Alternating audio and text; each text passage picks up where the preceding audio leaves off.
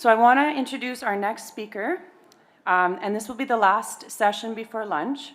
I'd like to introduce Christy Morrissey. She'll be presenting on why we need more organic farmers, tackling the environmental challenges of rising pesticide use in Canada. Dr. Morrissey is a professor at the University of Saskatchewan in the Department of Biology. Her research expertise is in ecotoxicology of birds, insects, rivers, and wetlands. Christy has over 22 years experience working on issues related to environmental contamination from agricultural pesticides and other chemicals and the use of birds as indicators of environmental health. Dr. Morrissey has been featured broadly in national and international media, CBC, National Geographic, Nature of Things, and the Messenger documentary. For her research on pesticide impacts and conservation of birds, insects, and prairie wetlands, please help me welcome Christy. Of course, the first thing I'm going to say as a disclaimer, I am not a farmer. And the reason I say that is because the things I'm going to talk about, I'm obviously not speaking from experience working my own land, although that's a dream for one day. I am talking about from my experience as a scientist and as a researcher, and I've spent a lot of time thinking deeply about the issues of how we grow food. I realize I'm speaking in some ways to the choir. This is a very friendly audience to the things that I'm going to talk about. But I wanted to share with you some of the research and the knowledge that I've gained over the years working on these complex issues. Now, perhaps you're aware there's a lot of attention on climate right now, but there's also a lot of attention on biodiversity loss. And in fact, biodiversity has declined by 69% since the 1970s. That's globally. Of course, in different parts of the world, you can see the various graphs here show different continents, different areas of where the declines have happened and how steep they are, but across the board, every continent has seen a decline in biodiversity. And the top 5 threats, according to a whole teams of intergovernmental panels on biodiversity and ecosystem services, are listed on the right there. And these are, you know, the big hitters, the big 5. So habitat loss and degradation, overexploitation, climate change, pollution, and invasive species. Now, of those 5, 4 of them are relevant to agriculture. So we can't really talk about agriculture and biodiversity loss in isolation. One of the main groups that I do a lot of research on is the group of farmland birds. As it turns out, in North America, we have over 70 farmland birds. And if we track what's happening to farmland birds, those are the species that like living in agricultural areas. This is their native habitat. What is happening since we've started tracking them in the 1960s to present is a clear downward trend. And in fact, we've lost almost 3/4 of the species that do live on farmlands. 3/4 of them have seen significant population declines. So we know that this group of birds, which is really a sensitive indicator of what we're doing to farmland, are telling us something about the practices that are happening. And it's actually, if you break it down even further, the species that are doing the worst of the worst are shown here. So starting at the top, the aerial insectivores, those are the swallows, the swifts, the ones that eat insects on the fly are doing the worst. So they've declined by over 38%. The group that's second is grassland birds. Those are a lot of the sparrows, the field sparrows that you see. They've declined by over 20%, and the shrubland species, which like a little bit of forest or shrub, but still occupy agricultural lands, and they've declined by over 15%.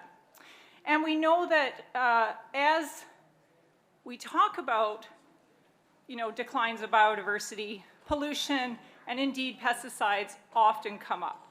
So globally, pesticide use is on the rise, and you can see from this graph showing the change in pesticide use around the world is certainly an increasing line. So we've heard sometimes from industry that no, pesticide use has gone down. That is incorrect. Pesticide use has risen dramatically. We are using more pesticides now than we have ever used. In fact, in 2020, the estimate for globally is that we're using over 4 million tons of active ingredients every single year, and that number keeps going up. Now, where is this pesticide being used? Well, around the world, you can see from the map, the hotter or darker colors, I should say, are where we are using it the most, and not surprising, China ranks #1 for pesticide use, largely there because they are the largest producer of agricultural products. But what about Canada? Are we doing a lot better? As it turns out, not much. We're ranking 5th worldwide for the amount of pesticides that we use, behind China, United States, Brazil, and Argentina. So we aren't really in a good place by saying we're in the top 5. And it turns out that pollution risk to terrestrial ecosystems around the world from pesticides is truly a global issue. And this is a map that was produced just very recently in a publication where they estimated that 3/4 of the global agricultural land now is at some risk of pesticide pollution. So really, there's very little of the agricultural land now that isn't treated with pesticides. And that amounts to 28 million square kilometers. So it's a huge amount of area. In Canada, we actually have seen these changes and tracked them. Darren actually spoke this morning a little bit about fertilizers. And indeed, if we've analyzed the data using the Canadian Census of Agriculture, which is really just area-based, so this is how much of the chemicals are being applied to a given hectare.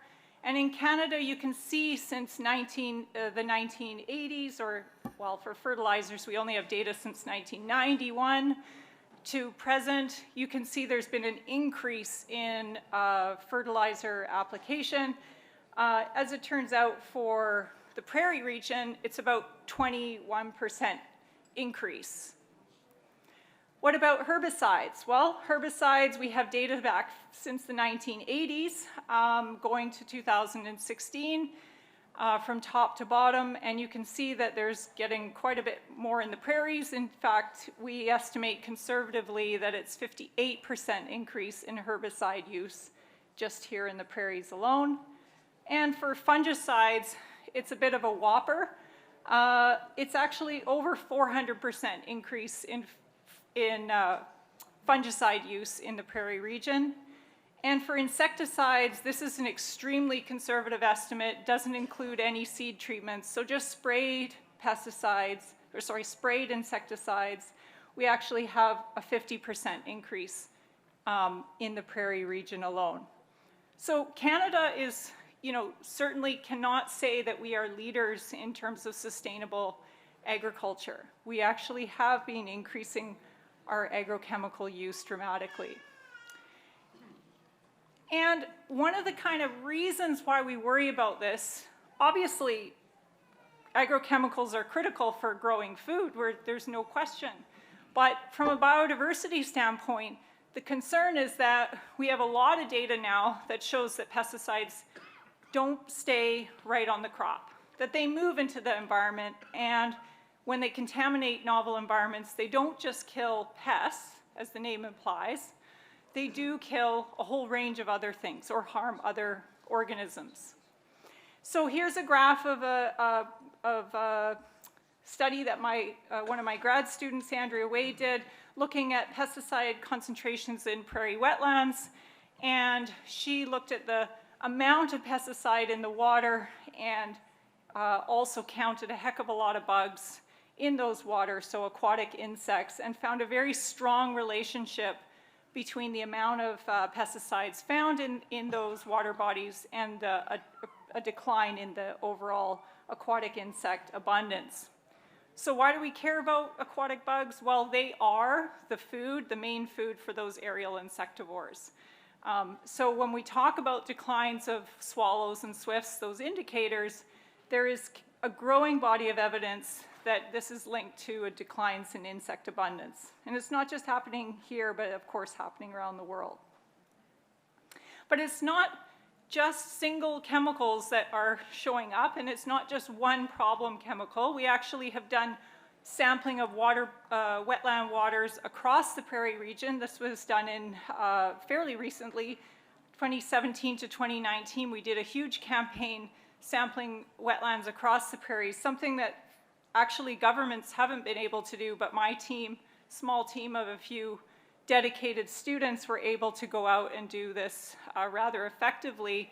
And we detected a whole range of insecticides, fungicides, and herbicides in those prairie wetlands. Some of the things that show up in green are the herbicides. Of course, they are very regular. One that you might not see on the top there is glyphosate. We don't even analyze for glyphosate anymore because it's 100% of the wetlands would have glyphosate in them. So it's an expensive analytical process to do glyphosate, but it's ubiquitous now. But we do detect a whole range of other herbicides. We detect a range of fungicides, and of course, insecticides show up routinely as well, which are in blue. And some of those chemicals are not inert. They individually can cause harm to aquatic insects. We've proven this through a number of lab studies, and we've determined that many of the ponds, these wetlands that we go out and sample, exceed thresholds for aquatic insects in terms of their toxic loading. So anything on the right-hand side of the line were chemicals that were chemicals found in wetlands that were exceeding known thresholds to affect aquatic insects. And so we are thinking, we've done some predictive work to figure out, well, how bad is this? Is it just a few wetlands, or is it more widespread? And indeed, across the prairies, you can see if it's red, that means it's high risk for insecticide or fungicide application getting into wetlands and causing problems. It's pretty much following, well, I suppose the canola belt is fairly obvious on this map in terms of the red areas, but everything that's red or kind of a yellowy orange color, those are areas where there's high probability of wetlands being contaminated by those either fungicides on the top or insecticides on the bottom. One of the group of chemicals that's been particularly, well, in the news and, talked about a lot over the last decade, and certainly has taken up a lot of my research bandwidth, are the neonicotinoids. And neonicotinoids, of course, if you're an organic producer, you're not using them, but they are the most widely used insecticide in the world. And here in the prairies are used on, well, they're registered for use on virtually every major prairie crop. And they are often used as a seed treatment. And when they are used as a seed treatment, the problem with these chemicals is that they have particular properties that make them challenging, let's say, for the environment. The first one is that they have an extended half-life. That means they stick around in soil and in water for a very long time. One of the chemicals, clothianidin, has a half-life of over 3 years, and in fact, it takes 12 years for that chemical to degrade to 90%. So we're talking a long time for these chemicals to go away. They have very high water solubility, which means that as soon as it rains or there's snow melt in the spring, these chemicals wash off the field very easily. And they, unlike most insecticides, they're actually stable to being broken down by what we call hydrolysis. So most insecticides, the moment they touch water, they break down. Neonicotinoids do not. The only way they break down is through photolysis. So they need light, direct UV light. And I don't know if you've ever seen some of the wetlands in Saskatchewan, but a lot of them don't look very clear to me. They're, you know, turbid and have maybe some duckweed growing on the top. And so those chemicals stay in those wetlands for a very long time. And in fact, we see the highest frequency of detection in spring, well before the farmers have planted these seeds. Over 90% of wetlands in the spring have neonicotinoids in them. So we've been studying the issue of neonicotinoids for a very long time. And initially we were worried about the effects, what we call indirect effects on birds. That is, these chemicals get into water, affect the aquatic insects, which are important prey for, say, swallows, like the barn swallow shown here. But more recently, we also have started to investigate the issues of direct exposure. That is where birds could actually be coming in contact with the chemical through ingestion of contaminated soil or insects, or eating treated seeds. And for a very long time, we didn't believe this was a big issue, but have started to kind of discover this is bigger than we thought. The indirect pathway of neonicotinoids affecting aquatic insects is really kind of an interesting story. It turns out that, well, if I kind of look back in the documents, neonicotinoids were pitched as kind of this dream chemical. They had low toxicity to humans and vertebrates in general. They could be applied as a seed treatment, which meant that they were targeting the crop, and that seemed superb. And Canada has a very robust system of regulating pesticides, so they did go through a regulatory process. And back in the 1980s and 90s, when those submissions for environmental safety and their toxicity risks to things like aquatic insects or aquatic invertebrates was given to the PMRA, which is the Pest Management Regulatory Agency, they reviewed data on, as it turns out, one species. This little guy, which is called the Daphnia magna, water flea. Some of you might know it as water flea. Turns out that water fleas, or Daphnia, are extremely insensitive to neonicotinoids, which is just almost coincidental, but we actually do know that in the real world, there are lots of aquatic insects and there are sensitivity differences that are very vast. In fact, we've now got data for many species which are shown on this graph. The top right is the least sensitive, the bottom left are the most sensitive, and the difference in sensitivity between the most sensitive and the least sensitive is about 1,000,000-fold. So you need 1,000,000-fold more of the chemical to kill a Daphnia than you do to kill something like a little midge, aquatic midge, or a non-biting midge. And the thing is that swallows don't eat Daphnia. They don't go into the water. All those aerial insectivores eat aquatic insects that emerge and fly around. So as it turns out, most of the sensitive species are aquatic insects, not things like the Daphnia. So this was missed way back when the registration process went through, but we now know this is what's happening. All right, well, what about for birds? Are they less toxic to birds? I mean, they're less toxic to humans overall, but for birds, this was actually known, that they are not less toxic to birds. Some of you might have heard of DDT. Yes, right? Everybody's heard of DDT. People believe DDT was the worst chemical we ever made. Wrong. Wrong. If you learned something today, you learned that DDT was not the worst chemical we ever made. In fact, we make way worse ones today than we ever made back in 1938 when DDT was introduced. DDT is near the top in terms of LD50. That's the level or the dose, the lethal dose to kill 50% of a test population of birds. It's one of the least toxic chemicals, insecticides we have. The most toxic is at the bottom, which is carbofuran. Carbofuran, if anybody ever remembers carbofuran, it's a pretty nasty chemical, and it can kill birds with a very low LD50 of 1. But imidacloprid is about 33. That's one of the neonicotinoids. So it is, you know, an order of magnitude more toxic than DDT. So the chemicals we make today are actually way more toxic than the chemicals we used to make. And neonics, when they're used as a seed treatment, sounds really good in terms of applying it. It's easy, right, for farmers to seed them into the field. Like, I totally get that. That is exactly why they became so popular. Easy. They're applied already on the seed. You just put them in the ground, done. However, as it turns out, seeds don't always get buried.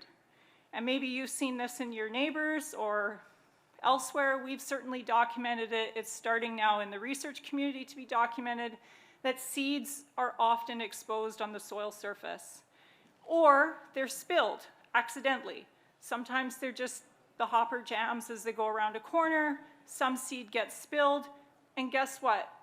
We thought that this wasn't a big deal. And in fact, the regulators have assumed that exposure to treated seeds wasn't a big deal.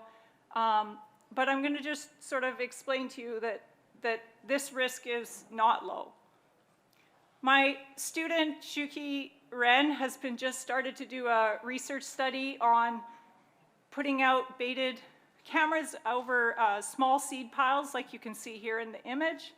I'll just show you a little video. This is brown-headed cowbirds, or sparrows, sorry, this one's a sparrow, coming to the seed pile. And so there are individual birds that come to these seed piles, and we've been doing experiments on whether they come to how long it takes them to come to the pile, how much they eat, as well as what species are coming to them. Here's another video. These are brown-headed cowbirds coming in,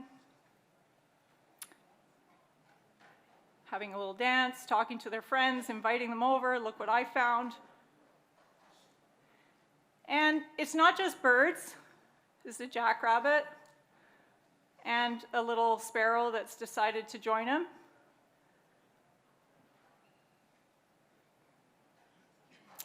And it's not just small mammals, but large mammals. So this is a mule deer that was caught on camera very early morning. Actually, this deer has eaten the entire pile, so now it's gone. And these kind of events we're recording them on trail camera type things, but this is being documented not only with trail cameras, but also when we take blood samples from wildlife. We now see that in studies done around the world that neonicotinoids are detected in various bird species, including seed-eating birds, which is important, but also being detected in non-seed-eating birds. And we've even done studies on tree swallows and found 100% of the blood samples that we measure neonicotinoids in is detectable in tree swallows. So these chemicals are moving into the environment. They are being consumed by wildlife. And in fact, it is probably a bigger problem than the regulators initially believed. And we've done some pretty detailed studies on what these chemicals do when a small bird like a white-crowned sparrow, shown in the photograph on the left here, what happens to them when they actually ingest just a few treated seeds. So this graph is showing some captive white-crowned sparrows that we brought in during migration. They were fat when they came in, and the controls are the black line on the top. So over a 3-day period, the controls just got oil, an oral dose of oil, but the treated birds got, in the 2 blue lines, either a low or a higher dose of imidacloprid, one of the neonicotinoids. So for 3 days, they were orally administered that small dose, and they lost 17% of their body weight, or in the case of the high-dose birds, after 3 days, 25% of their body weight. That's a quarter. Imagine you losing 25% of your body weight in 3 days. It's pretty remarkable. Some do die, but in most cases they can recover if they don't die. The amount that we gave them to cause even a 17% reduction in body weight was the equivalent of consuming a third of a treated corn seed, or about 3.8 canola seeds that were treated. So the levels that cause this kind of weight loss are minuscule, so it doesn't take very much. We've actually extended this work and looked at, well, what happens in the wild? Like if you get exposed to just like a couple of treated seeds and you lose weight, will this disrupt your migration? Will this affect you, if you're a bird flying through, land in a lovely field in Saskatchewan, accidentally eat a treated seed, what will happen to you in terms of your survival and migration going forward? So we designed a really clever experiment. This is done with my former postdoc, Margaret Eng, and she looked at the chronology and we assessed what happened. Now, we actually have the doses that we used in the captive study. So these doses that we gave them, you'll see a low and a high, but they are actually half that. So it's the equivalent of eating about 1 to 2 canola seeds in our high dose. And we saw very similar results to the captive study. When we bring them in, we dose them, we hold them for 6 hours, and then we release them. Whoops. And we found that there was a consistent loss in body mass, consistent loss in fat mass, and the birds actually more or less stop eating. So they reduce their food consumption by 70%. And that happens really fast. It's in 6 hours. When we release them with a little radio tag on their back out into the wild, this was done in southern Ontario, we watch what happens, and as it turns out, birds that were stopped on their migration to forage and refuel, they actually delayed leaving the stopover site by 3.5 days relative to the controls. So that might not sound like very much, but if you're a bird on the way to the Arctic or on the way to your breeding grounds in the Northern Boreal, and you consume just a little bit of this chemical, you lose weight, you basically are going to stay put until you recover, and you are probably going to be late to your breeding grounds, and we know that if you're late to the breeding grounds, even by days like that, can throw off the entire breeding cycle, and those birds have lower chance of reproducing, which can have population implications. So huge impacts from just incidentally eating a couple of these treated seeds. All right, so we might ask, well, what happened to the neonics? I don't hear about them in the news very much anymore. Maybe they got banned. Well, there was a proposed ban for neonics, but this saga has been going on for 9 years. The regulators initially started various reevaluation or assessments of the neonicotinoids back in 2012, and there's been pollinator assessments, there's been aquatic invertebrate assessments, there's been even vertebrate or wildlife assessments, all of which culminated in a proposed ban of all 3 neonicotinoids, which was reversed last year. So neonicotinoids are still able to be purchased, and that was the final decision. So as of today, you can buy neonicotinoids and use them exactly the way you did before, with a few very minor changes in use, which was primarily that you're not supposed to use them near water, and you're not supposed to have exposed seed, so you're supposed to bury the seed. But other than that, you can still use them, and there's of course no enforcement of those particular conditions. So is chemical substitution the solution? I've been asked this a lot, like what if we just got rid of the neonics? Maybe there's just like, we should just use safer ones. Well, that is, in my opinion, not a good idea. I don't think that chemical substitutions work. And for example, with the neonicotinoids, there are now several more systemic insecticides that are being used, that are widely available on the market. 2 of them are the diamide insecticides, chlorantraniliprole and cyantraniloprole. These are widely available, so-called replacements for the neonics. They are more toxic to aquatic invertebrates than imidacloprid, which is the worst of the 3 neonicotinoids. So no, like substitution is not the answer, okay? we're just making more toxic chemicals or ones that have the exact same properties, and they have a new name, and then it takes years and years for those to go through the regulatory process to be determined that they're not safe, and then we start back where we are again. And for every one that we try to ban, there are like 10 more that have been produced in that period. So no, that's not the solution. So let's talk about what is the solution and what is driving the insecticide use, this rising insecticide use. We know that insecticides are being used more in certain crops and in certain places, but there's actually a really simple reason why we use more insecticides now than we did historically.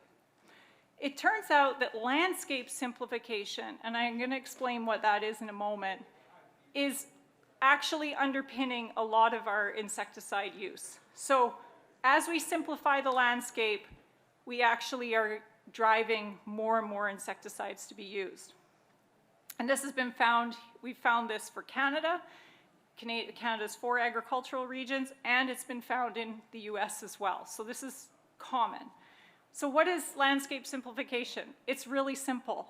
If you take the area that's agricultural land, and you look at the area of that, or the proportion of that that's cropland, you just divide the two, so the amount of cropland divided by the amount of total area of farmland. The more cropland we have, the more landscape simplification has occurred. So we're getting rid of field margins, wetlands, shelter belts, road allowances. All of that is contributing to increased landscape simplification. And although there are other factors that we've looked at, this one is a significant positive predictor of insecticide use in Canada, at least for 2 regions, the Prairie region and the Central region, Southern Ontario and Quebec. And so we know that these are happening, and so if we could diversify the system instead of simplify it, we actually could take a real good stab at reducing our reliance on insecticides.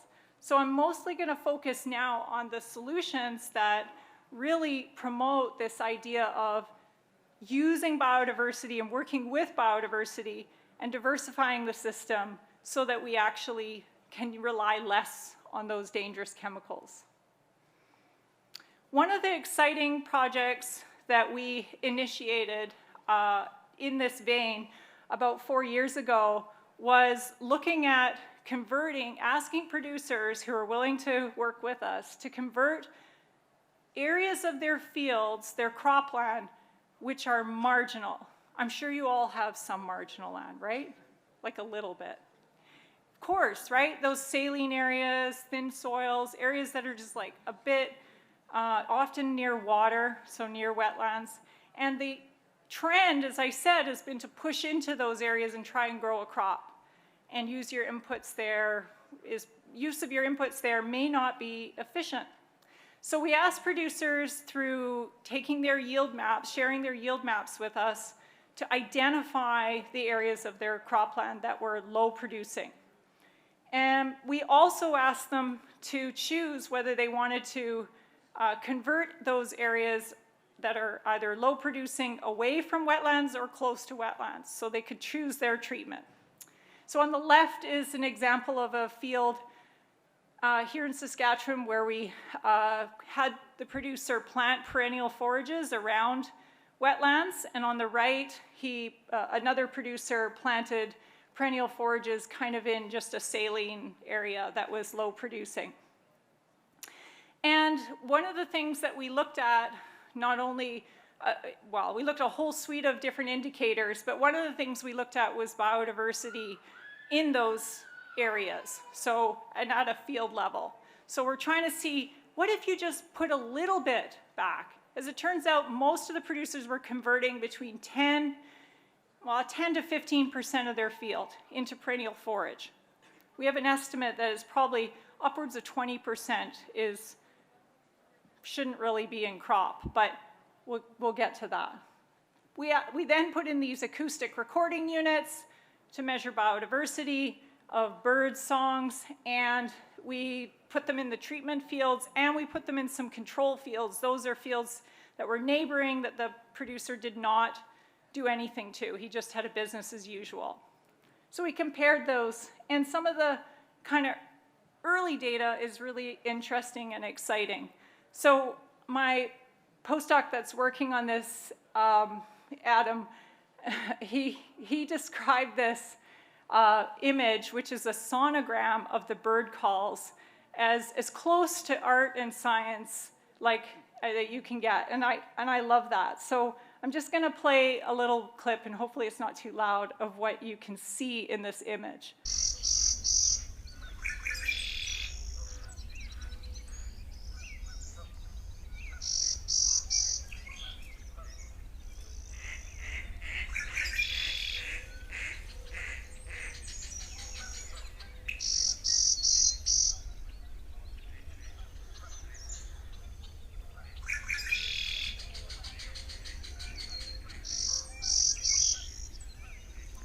All right, so hopefully you identified some of those birds.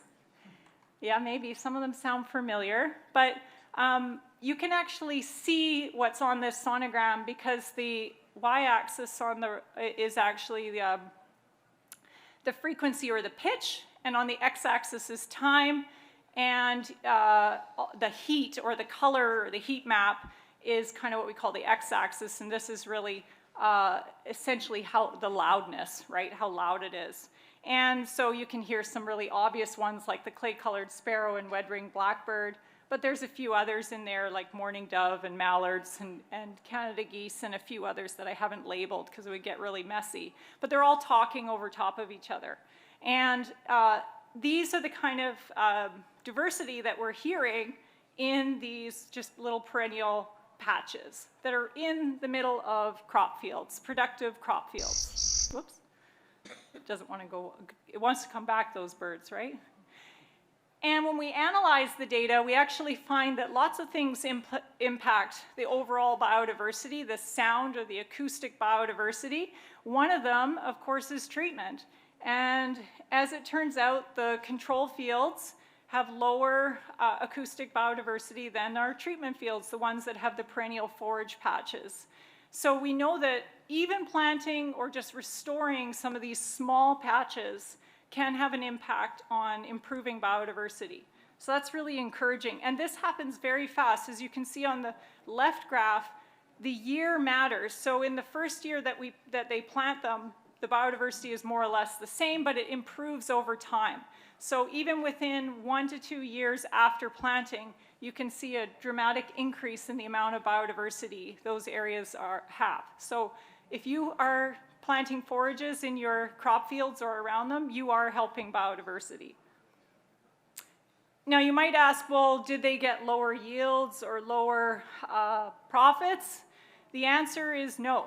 In the fields that we've analyzed so far, the yield data suggests that there's no net loss of yield at a field level for taking some of these areas out of production, and no significant loss in profitability either. And you might wonder, how is that? They took 10 or 20% of their crop area out of production and put grass there. And it's because those areas, they're saving input costs. They are also taking the benefits of the pollinators and natural insect predators who are helping the crop. And ultimately, there is a benefit of having biodiversity in your field. And I think that's just an important message to get through. In fact, if you reduce pesticides, there's always this assumption that reduction in pesticide use equals, a reduction in profitability and productivity, and that's actually not always true. This was a nice study done in France where they sampled almost 1,000 farms. They were conventional farms, not organic, and they found that 94% of the farms, which are in green or yellow, had no loss in productivity. 77% of the farms had no loss in profitability. So only the red dots are the ones that lost money or lost productivity. So a very small proportion are losing money when they reduce chemical use. In fact, they just determined that 42% of the farms could have a reduction in pesticide use without any loss of profitability or productivity. And so that's encouraging. We actually don't need to use as much as we are. So we're now doing some work to try and figure out, well, where is all this marginal land? Where should we convert those areas to forage crops? And we have a new team called the Prairie Precision Sustainability Network at the U of S in collaboration with University of Calgary. And the team is using producer-supplied data from their combines, their yield data, and we're coupling that with satellite imagery at 10-meter resolution to try and ground truth where are the areas that are low producing and map those across the prairie region. Ultimately, to help farmers themselves to identify where these are, right, so that you don't use those areas for production. But also, those are the areas that could be planted to perennials, for example, could be used for other purposes that would store carbon, have benefits to biodiversity, and of course, cost savings, right? Just using less inputs in those areas. So if you're interested in learning more about that, I put the website there, and we are looking for farmers to share data from their combines with us. And the other kind of really simple thing is just keep those natural features that are already in your farm. So if you have a wetland, these are hotspots for biodiversity. Maintain the integrity of the wetland by not cropping right up to the water line. We know that if you maintain the intactness of a wetland, the aquatic macroinvertebrate abundance goes up. And we've also seen for birds, for aerial insectivores like the tree swallow shown here, this is wearing a little GPS tag, and the green lines are going out from its nest box to where it forages over a 10-hour period during one day. And this female is tracking all around this farmland. She's got a nest right in the middle of conventional agriculture. Where does she go? Almost always over water. So when they're flying, they're going to wetlands. That's what they're doing. So if you maintain those network or patches of wetlands, those can actually benefit biodiversity greatly. And the last thing is really just what a lot of organic producers are doing already in diversifying their system. This is a way for you to manage weeds, manage other pests, insect pests, improve soil health. But of course, those also have benefits to biodiversity. So you are solving the twin crisis of climate change and biodiversity loss by diversifying your system. And these have huge benefits for not only improving yields, but also for those environmental benefits. I think ultimately what I wanted to just end on is kind of a message that it's a win-win. We don't need to trade off environment with production. These actually work hand in hand, and organic producers get it. You are basically focused on reducing your reliance on costly pesticides that are obviously damaging, and those fertilizers that Darren talked about this morning that are also potent greenhouse gases. You're focused more on profits, right? Not just yields. I think that's what we need to shift the conversation to. Where are you being profitable? Not just how can we increase the acres with a little bit more canola. That question of profitability over yields is really important. And you're diversifying the system, making these multi-purpose landscapes that support biodiversity. And of course, one of the things that we think is a really important technological solution is embracing those precision agriculture techniques, those technologies, because they are going to help us, but also regenerative technologies, things that you're talking about in this conference. I think these are all aspects where we can win-win, and we have to do more of that. So if you're interested or in the research further, or you want to get in touch with me, I'm happy to take questions now if there's time. I know I'm the last person before lunch, but happy to talk to people at lunch or give me an email. Thank you.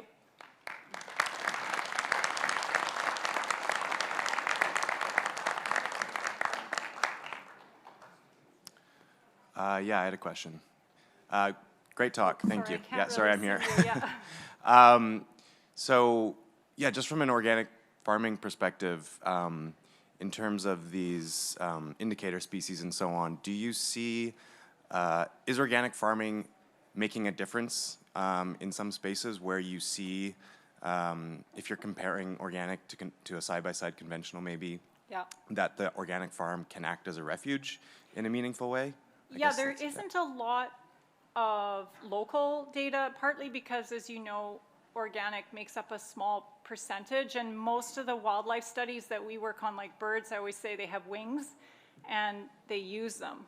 And so they don't stay on the organic farm. So studies where they've tried to do that kind of work, where organic is an island in the middle of a sea of conventional agriculture, don't show the effects that we're interested in. However, there's supporting data, some of the, like what I've just shown you with the bird calls, even just small patches are showing increases in biodiversity. So thus those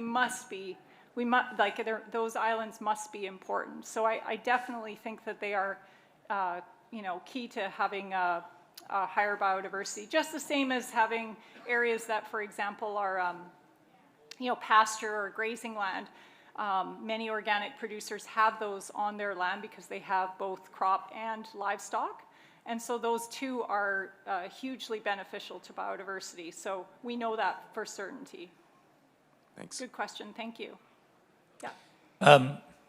One of the things that we're interested in as an organic community is the expansion of organic agriculture. And there are jurisdictions, for example, in Quebec, where that has been encouraged, and there is a big increase in numbers of producers and acres that are farmed organically. Right. Isn't that one way that we could enhance biodiversity? I think mainstreaming organic farms is mainstreaming organic practices, and mainstreaming organic farms is sort of two areas. So I see it as there are a number of organic practices, individual practices, even if you still use chemicals, that could be employed that would have a benefit. I also think incentivizing and rewarding organic producers who are certified is another aspect. And I think we shouldn't lose, I think we should, let people into the club slowly, because there are benefits of the practices, the individual practices, even as much or on the way to transitioning to fully organic farm. And I don't think any of us would discourage Right. conventional farmers from using some of these techniques. Right. But one of the things that happens in Canada, with the exception of Quebec, is there's no encouragement for Right. organic agriculture. And if there was encouragement, I think we would see what happened in Quebec. I fully agree with you. Yeah. Yeah. I have one small question, Jennifer. And that is, of course, we mess up too, I'm sure. For example, in an average year, we have a half section that has 19 potholes on it. Last year, which was very dry, and the year before, it has no potholes on it. We go through. Yeah, cycles, yeah. Bad idea? Because you till them under in the dry years? In the dry years, we till and seed. Yeah, I'll give you one tip that I tell producers. The wetland isn't where there's water. Wetlands are defined by what we call hydritic soils. So the soil is waterlogged soils. And you might get a crop in it that year, like 1 year, but long term, those areas are not profitable. The other is that you tend to damage the soil by bringing the salts up, and you might have noticed, like in year 1 it's not so bad, but then year 2 all of a sudden you have like saline rings and it looks horrible, and then you're spreading them into that salty area into the rest of your crop.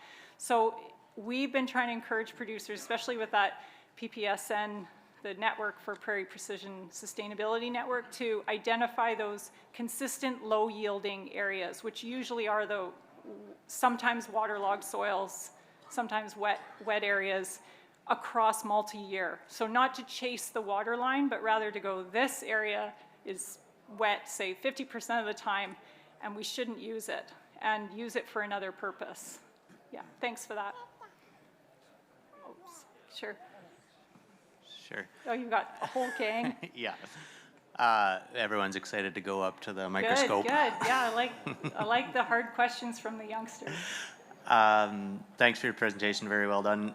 I wondered, to build upon what was asked a little bit earlier, or was talked about earlier, the perception among farmers that we're doing everything well. Hey, just wait.